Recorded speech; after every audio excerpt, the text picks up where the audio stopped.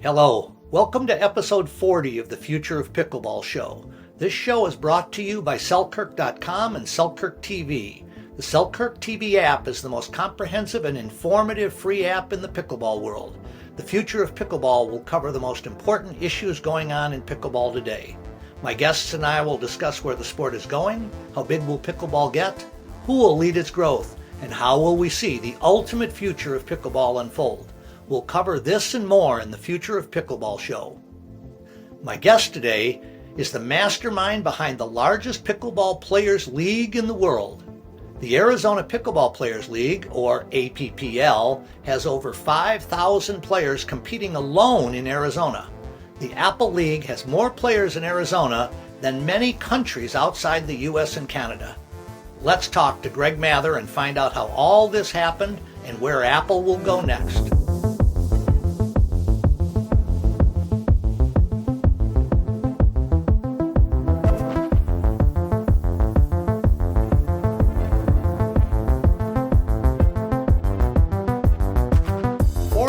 Into this show, I want to talk to you about Selkirk's amazing line of pickleball nets. Whether you're just starting out or you're a seasoned pro, Selkirk has the perfect net for you. When you choose a Selkirk net, you're not just choosing any net. You're opting for the official net of the PPA Tour, where excellence meets professional play. With Selkirk's line of nets, you can play pickleball anywhere. Selkirk's range of nets cater to every player's needs, offering budget-friendly choices for casual enthusiasts and premium options for those who want a more competitive edge, ensuring quality play for all levels. I've got a Selkirk net myself, and let me tell you, it's a game changer. It's all about playing on your terms wherever you want. So if you love pickleball as much as I do, check out Selkirk's pickleball nets. Get the freedom to play anywhere and elevate your game with the net trusted by the pros. Selkirk's got you covered. If you're interested in getting a net of your own, go to selkirk.com/collections/nets. You can also find this link in the description of this show. All right,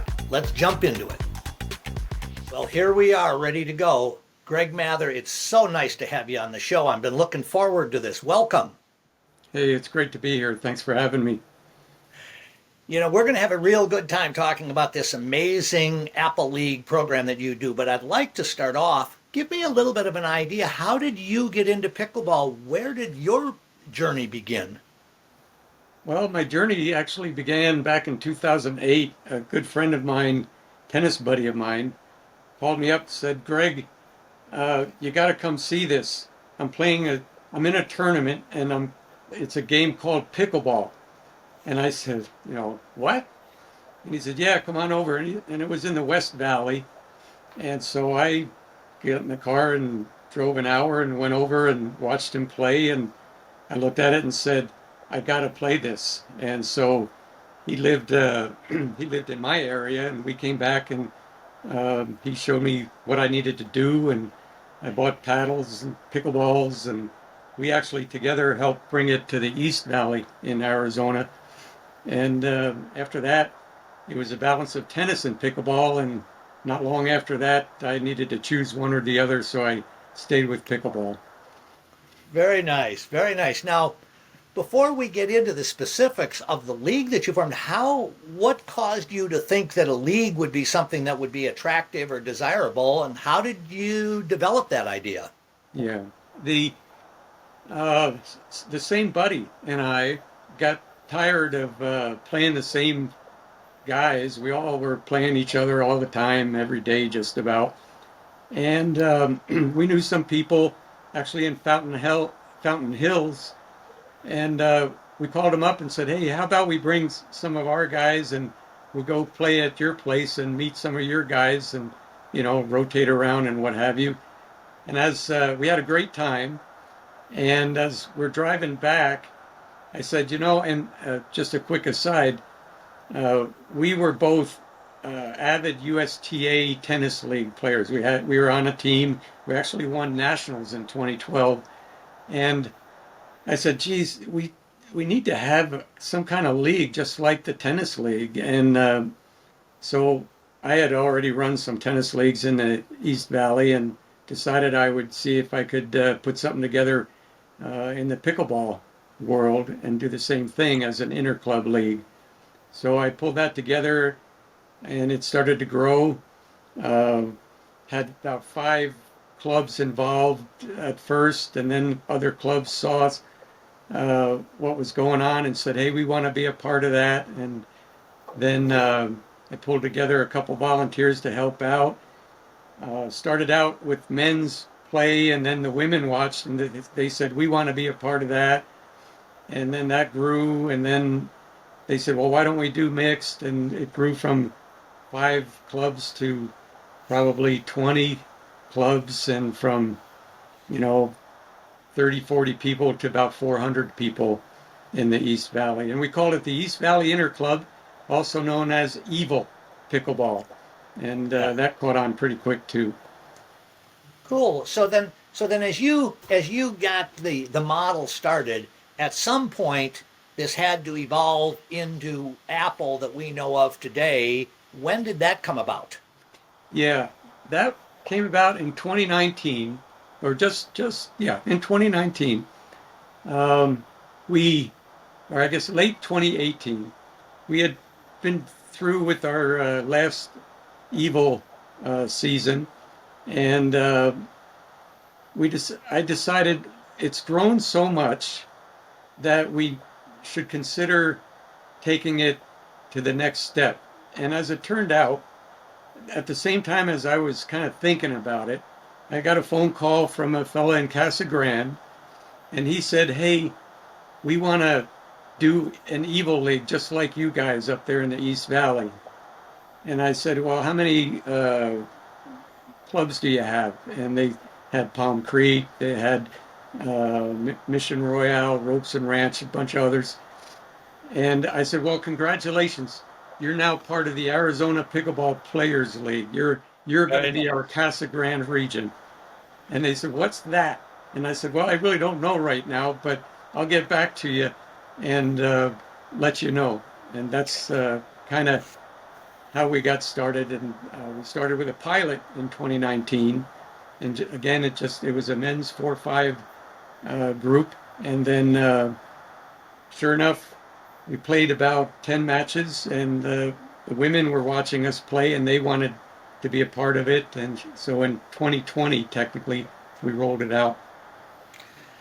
As we're talking about this, we've got to go back for a lot of our viewers and understand really the goal that we have here on the Future of Pickleball show is to alert people around the country and possibly even around the world as to what happens at the tip of the spear in pickleball in America.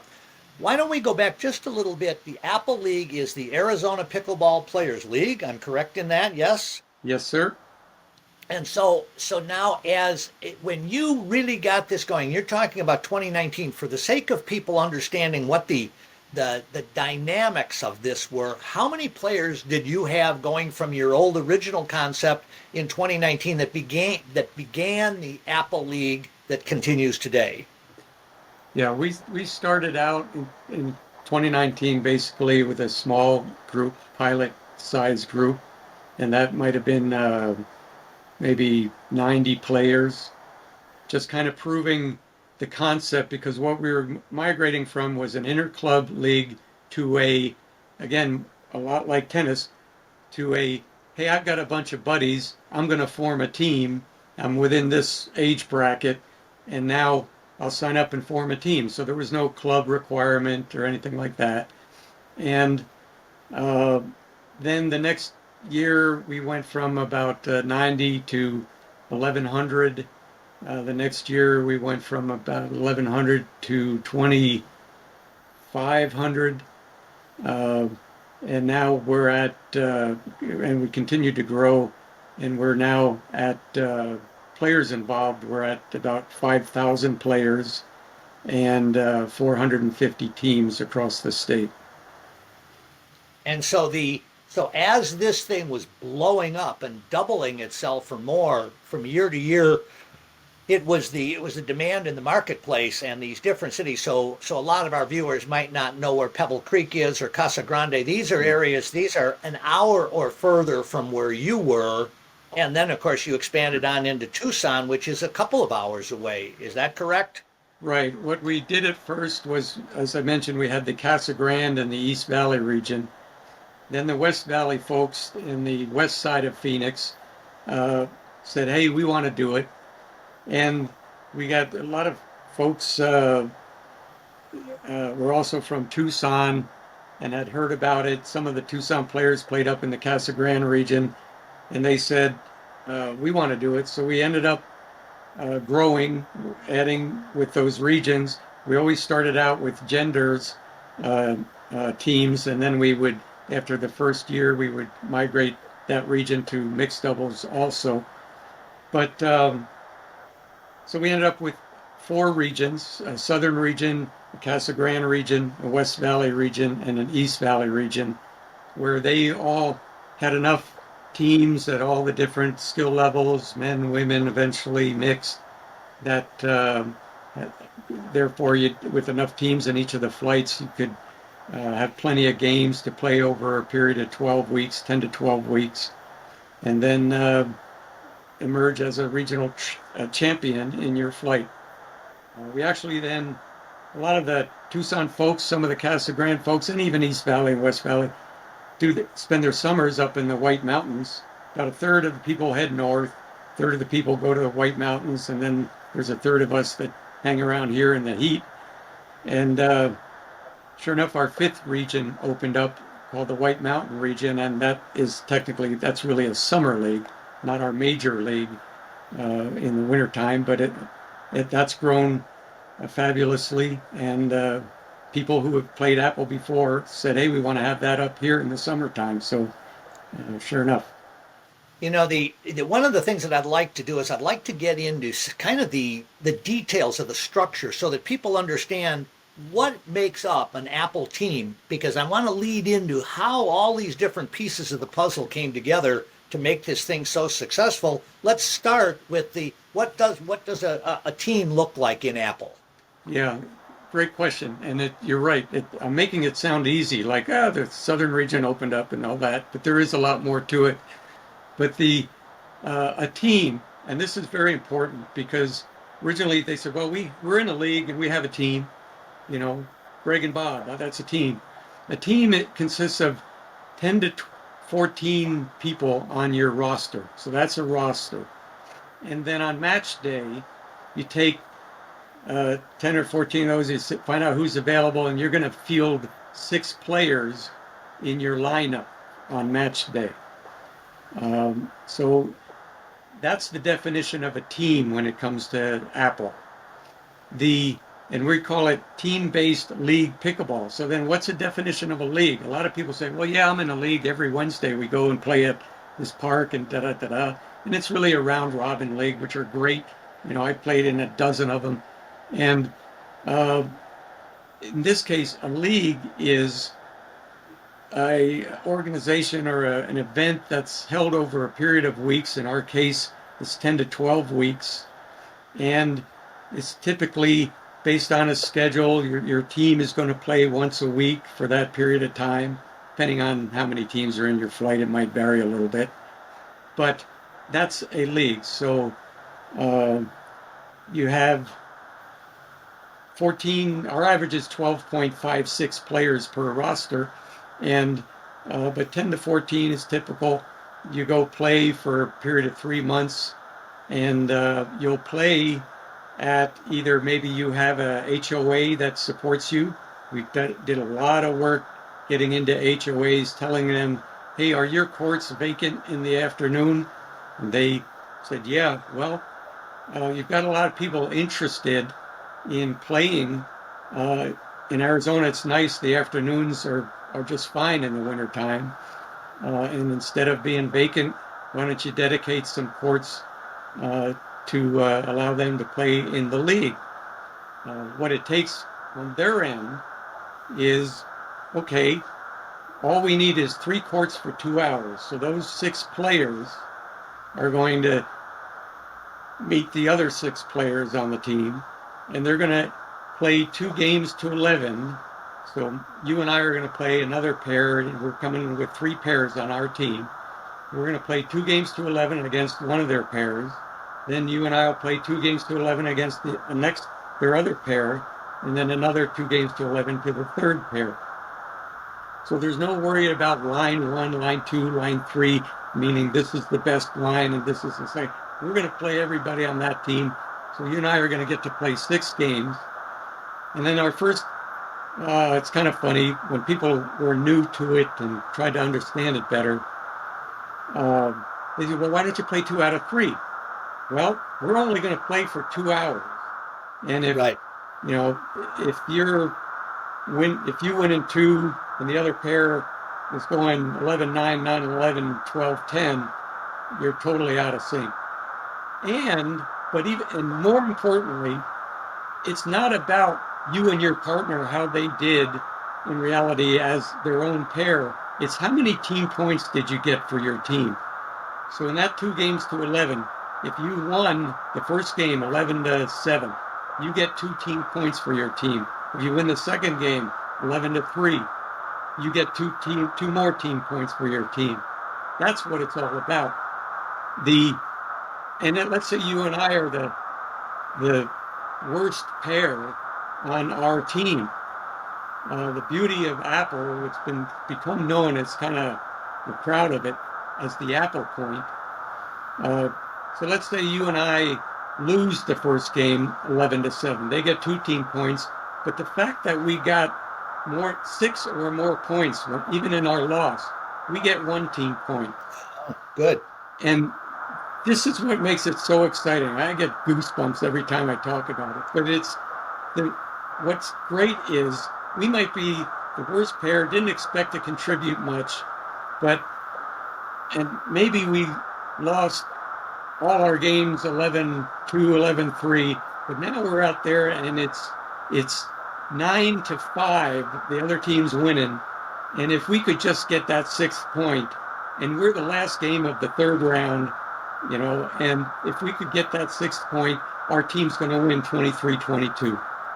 And everybody's watching, and sure enough, we get that 6th point, and boom, we got it. And that's what makes this thing so exciting. And that's what team-based league pickleball is all about.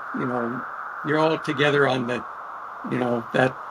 team and just having a good time and enjoying the sport in a different way. You've kind of gotten into my next question already, and that was over the course of this time. I'm guessing you've probably had some evolution. You've evolved your rule or your team structure. If you could summarize that for somebody that's listening that wants to not have to go through the learning curve that you guys have already been through, what would you say is sort of the core structure that any other developer organizer who wants to do team should look at? If you want to do team-based league pickleball, number one, you need to talk to you need to have some volunteer support to kind of orchestrate things. You need to have support of communities that might be team generators. You need to have captains support. You need to have a set of captains, typically the leaders in their little groups and what have you, that might be willing to be a captain. And then some standardization, coordination, infrastructure, to help execute it. We'll probably get to this, but Apple nowadays can help you do that. But when we went to the different organizations, we said you just need 2 or 3 people within your HOA or your pickleball club. A lot of times the HOAs had pickleball clubs that were really the decision makers. Sometimes the HOAs were. And if you didn't have an HOA, then there's venues. So you need to have venue support. That may come from your home HOA, or it may come from a public park that Apple or you have some agreement with. And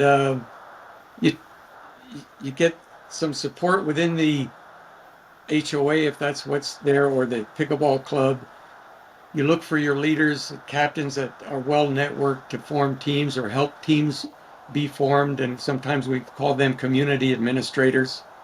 and then your volunteers to help, you know, tell them the rules and where they can find information and answer their questions and things like that. I know when I was in preparation for this and I was looking at the Apple website, and we'll get back to you being able to guide people to that because that's quite a resource in itself. But one of the things that I noticed is on your website alone, within your leadership team and then your regional director teams, you have 34 people that are listed on your website, and you're describing the team captains. Volunteerism sounds like it's a really critical part of being able to engineer something that turns out to be 5,000 players. Yeah, without an exceptional group of volunteers, we would have never accomplished what we have. And the volunteer uh, count has grown every year. We've added regions, obviously. We've added divisions, and we focus a lot on player experience, and we might get to that too. But the uh, we have volunteers just focused on that. And let's say a player is out there and they'd like to be on a team, but they don't know anybody. We have a small group that uh, supports what we call our players seeking a team. They're way behind the scenes, but they help put in a system where players can make themselves known, and captains say, hey, I'm short a couple people. I know I'm going to be short because sometimes you can't field 6 people. So you need to have a few more players on your roster. And now they can go find and see, go find players at that skill level. In addition, that same group of people may look at our log of, wow, there's 15 or 20 3.0 players looking to be on a team. Why don't they just form a team? Sure. And it's a great, we call it Apple Seeds. We've also called, we have a similar program called Bite of Apple. And they then pull these people together, get them to know each other, play a little Apple type team pickleball so that they get experience and know what it's all about. And then sure enough, almost all the time a captain comes forward, says a leader comes forward and says, hey, I'll try being a captain. And we help the captain out a little bit. And sure. And what's great, just as an aside, at least 3 occasions that I can remember, and this is over a period of a couple of years of this, that team, or one of those teams, in this case, a 3.0 mixed team that comes to mind immediately, a couple of years ago, they made it to the state championships, and they won. And so that was a team that was formed that these people didn't even know each other before they started. And now they're best friends, and they go to each other's birthday parties, and they're state champions. So, but the volunteer structure is significant, and it's without that, Apple wouldn't be successful. Both in aids and doing YouTube videos for training. We have venue managers that are responsible, because we have great relationships with a lot of venues that support Apple, that are responsible to make sure we meet the venue requirements, because they're not all the same. The different parks have different requirements, different pay-to-play, clubs that are popping up everywhere have different requirements, and we are obligated to make sure we meet those requirements. So with all of the history that you guys now have and the enormity, I mean, it's just to say the word 5,000 players in one state is just remarkable. I understand that you're beginning to get some interest, or have maybe even moved on some things in other markets in the country. Can you talk about that a little bit, about who's piggybacking with what you guys have already figured out? Yeah, that's great, because it's also our vision and now we're making progress to not just stop at the state championship level, but to also provide a path for a national championship. And even before we were working hard on that angle, our first step was let's prove this thing in Arizona and show everybody it can really work. Right. We had an organization from Dallas call us and said, and asked, tell us about, I heard you're doing team-based league pickleball. We're connected with the same software engine company that you are, and they told us to call you because we're tennis right now, but we want to do pickleball. So we told them all about it, how to orchestrate it, and they now have a pretty good size league going on. More recently, in Florida, again, they heard about us through a friend of one of our regional manager our regional director in the West Valley. They said, we don't want to reinvent the wheel, but we really believe in team-based league pickleball, and could you tell us more about it, and could you help us? And so we did that, and I'm convinced they're in their second season now. I think they're doing 2 seasons a year, but they're in their second season, and I tell them in 2 to 3 years you're going to be bigger than Apple is. And they we're able to give them templates, give them access to videos. Our captain's guide is an outstanding captain's guide to help the captains execute their responsibilities and understand some of the nuances about the software and the league management software. So we've done that with Florida, and they're doing a great job. We did that with Utah already. Utah is now one of the leaders in our national effort.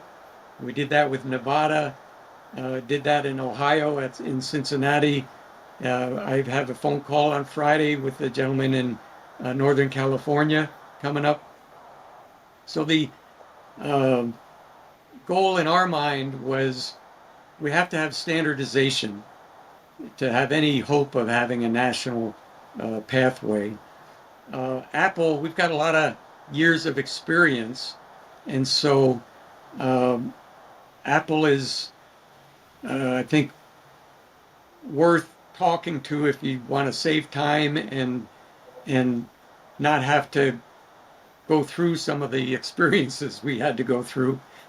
And then I think once you see what we have to offer, you'll sign up and say, yeah, we want to be a part of this program. And now the program that we had a couple names over the last year and a half, 2 years, but we nailed it down as the National Team Pickleball League, NTPL.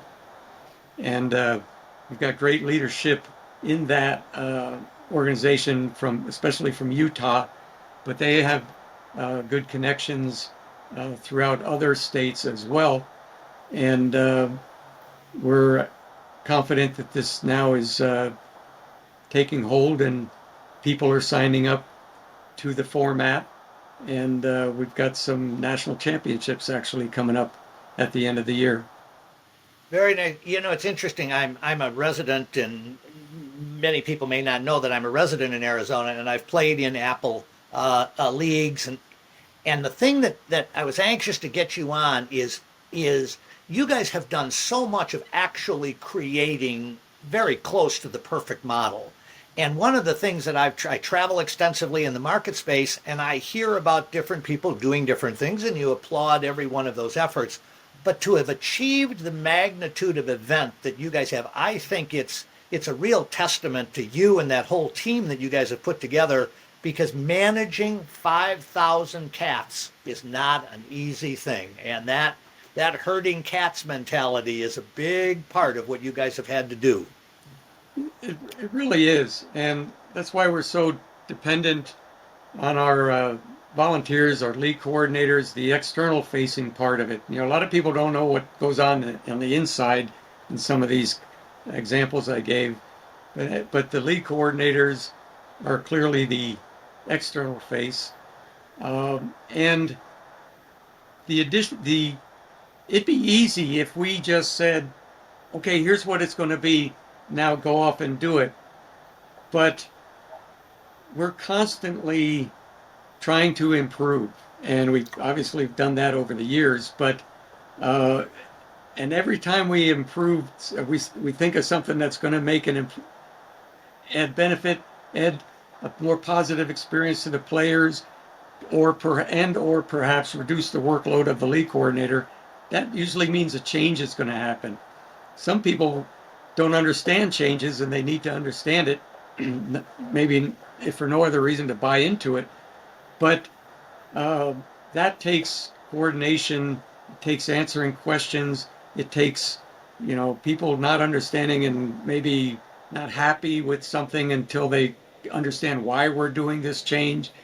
And that all falls on our league coordinators, and they do a great job of explaining that. We organized a couple of years ago, reorganized to have regional directors and then and league coordinators and some additional staff in each region to help be real close to, because sometimes things are a little different in southern Arizona than they might be in the West Valley, and that the local people there who are the volunteers are more tuned in to what's going on in that area. In Casa Grande, they get 20-mile-an-hour winds all the time.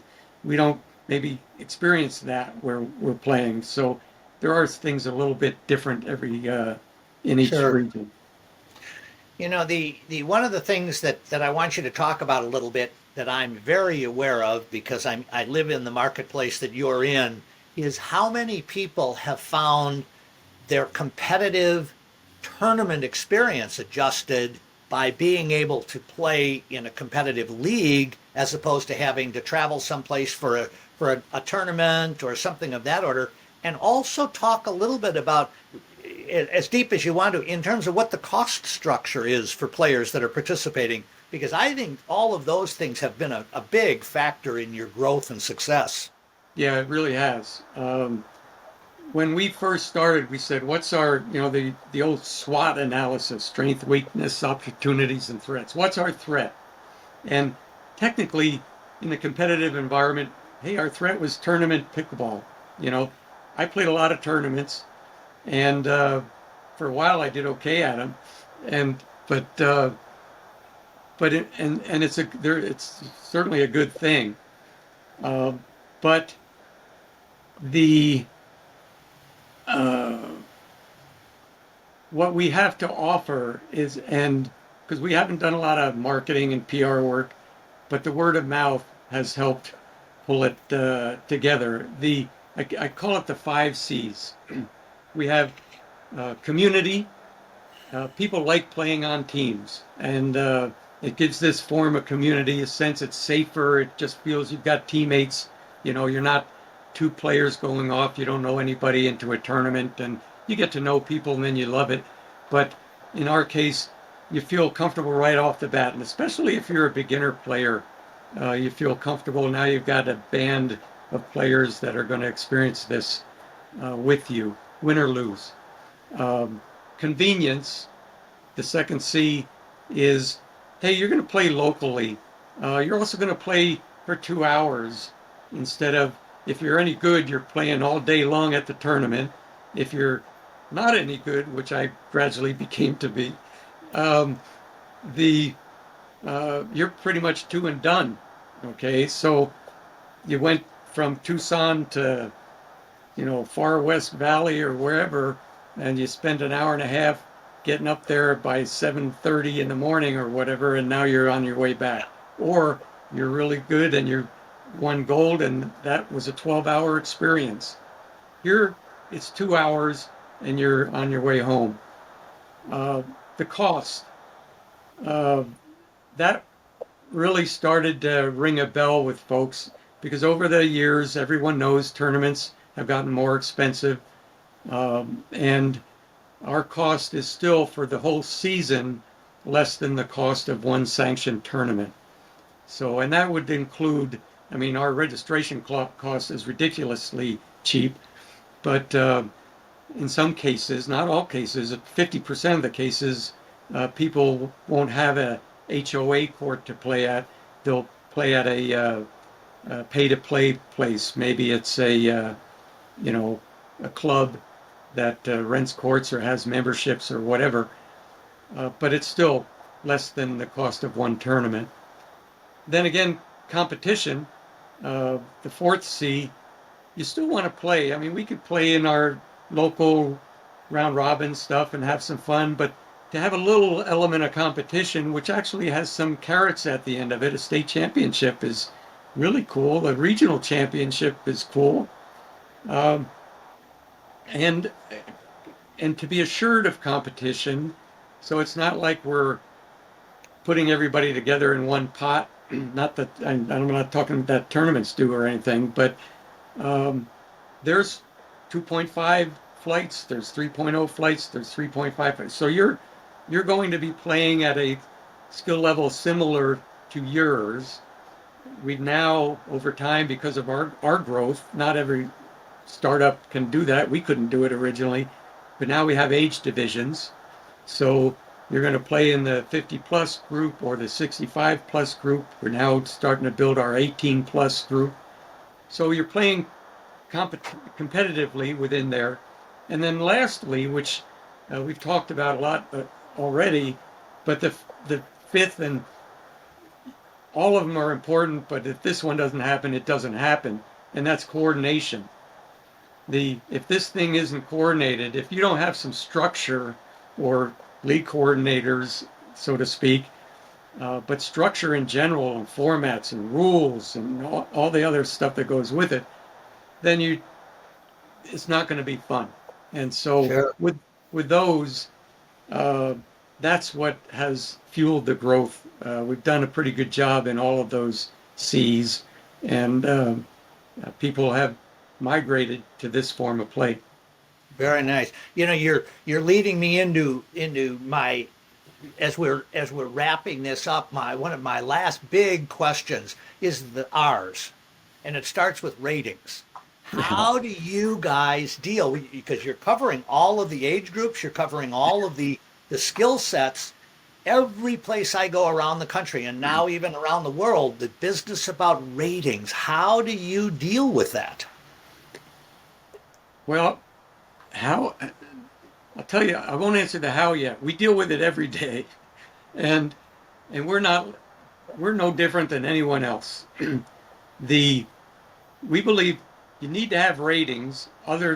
Otherwise, you lose all the balance and the competitiveness gets all skewed, and people don't have the experience that they were hoping for. But uh, there are several rating systems out there. Uh, the uh, we've had to kind of flow with go with the flow on those, and it's almost like uh, is the tail wagging the dog or what? But um, there's some more popular rating systems than others. Some of them have made changes in process because they're still new and they're still working out some details. So it's been a real difficult time to depend on them, and and but having said all that, maybe only 30% of our uh, players have ratings now. In some newer systems, they're looking to get club participate into clubs and what have you, but still not everybody, certainly not 50%, have ratings. And so we just use the self-rating approach. Well, how do I self-rate myself? We call it a captain's rating because we want the captain to be responsible for the ratings of their people, whether they're self or anything. But hey, if I play with you, I know your skill level and you happen to be rated. And so I know if I'm at your level, then okay, then that's probably what I am. I can self-rate there. Where we're likely to be headed is our software platform, and I'll mention it is Tennis Scores, and they have a Pickleball Scores platform within the company. They have obviously a Tennis Scores platform, been very successful, and they have a Paddle Scores as well. But our software platform has a very sophisticated algorithm running underneath it. So all the players, some of them know this, some of them don't, but all the players in our league have a what is called a PBSR rating. And in my opinion, the ultimate goal is to be able to use that PBSR rating, which we then have not only control over, not that we can dictate the algorithm, that's done by experts in tennis scores and the pickleball score side of things, but we can have the software of the league management system monitor and execute the ratings that we control. The the analogy I would make would be, again, tennis. USTA tennis for years has their own rating system. I played it. I got bumped up, and it's like, oh, bummer, I got bumped up. Well, okay, we we formed a new team. There's you can do much more if you have control over that. And as we grow, we will no doubt migrate to the pickleball scores rating. One of the advantages, and one of the first things that people said, especially the tournament players, and a lot of those were the more senior or more advanced players, said when they were considering joining or playing in APPL, they wanted to, but their first question was, is my performance going to affect my tournament rating? Back then it was UTPR. And we said, no, we're not reporting scores to anybody. This is all about APPL. And they said, great. Then so they signed up and they played. And that's going to stay no matter what. Right now we use national ratings. At least we did in season 2024. We might migrate to something different. There's some other options in the NTPL, the National Team Pickleball League. We're using, not that APPL is, but the NTPL is going to, at least for now, use the average. If you have a national rating, you use the average of whatever national ratings you have. And that's a good idea. It might take some of the variability out of it and the staleness out of some that don't apply. But so I could go on forever, but that's how I feel about ratings. I don't enjoy not having control, and I really think for a league to be successful, it has to have control. And I think we have, and the NTPL is also kind of subscribing to the same roadmap that we are. I think we have an opportunity to have our control through the pickleball scores rating. Cool. You know, the something for the viewers that are watching this show and where ratings are a big issue, they can look back into the on Selkirk TV app at the Future of Pickleball, and I had an episode where I interviewed the CEO of Duper with their perspectives on how they do things. That might be something that somebody can get in and talk about or learn more about on both different sides of things. You know, Greg, this has been great, but I want you to finish up, if you would, with focusing on, you've had this amazing history that's brought us to today. What would you see happening in league play and league play and APPL over the next 3 to 5 years? I see over the next 3 to 5 years, I see the venue landscape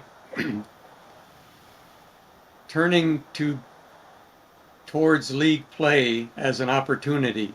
And I say venue landscape, what I really mean is not so much I do believe the community parks, like we have great relationships with, will still have a niche there. But there's so many new venues coming up everywhere, as we know, in Phoenix and around the valley. They will, and they've got members, and what their first thing is, don't make the members mad, and I totally respect that. But over time, they'll carve out space because it's good for their business, I think. And I think we'll see the venue landscape start to support league play in a more major way. I see, as far as APPL is concerned, we're literally just about maxed out in the West Valley, and until some additional venue capacity, or a few of the HOAs who can't keep up with their own residents, start building more courts. I think things will lighten up a little bit, but I think that's critical. So we'll enjoy some growth there. But I think if we're focused on standardization and using a format that people enjoy, that makes sense, I see then the national roots taking really good hold. And what will come to pass is, again, people yell at me because I keep using tennis as a good example, because they are a good example. What will come to pass is there'll be regional leagues, and there'll be a lot of teams in those leagues, and a lot of those teams are going to say, I really don't care to play at nationals, maybe not even states, and that's fine, and they'll be happy, and there'll be a format, though, it'd be the same, much like it is in tennis. And then there'll be the additional leagues. Some of them, like Apple, will be doing both, perhaps. Some of them might be doing one or the other. But the other leagues that offer a pathway to a sectionals and a nationals, and people like myself are going to play in both of them. And I think a lot of people will do that. And I think 3 to 5 years from now, that'll be a very similar layout as it has been for 20 some years in tennis. Greg, I've got to tell you, I've really enjoyed this. This is the kind of interview that I love to do. We've got so much happening in our sport. It's happening at different rates of speed. Arizona happens to be just about going as fast as it is anywhere on earth. But it's fun to be able to have experts like yourself on to talk about what you've actually done, not what you think could be done. So I really appreciate it. You've been a great guest. Thanks so much for joining the Future of Pickleball.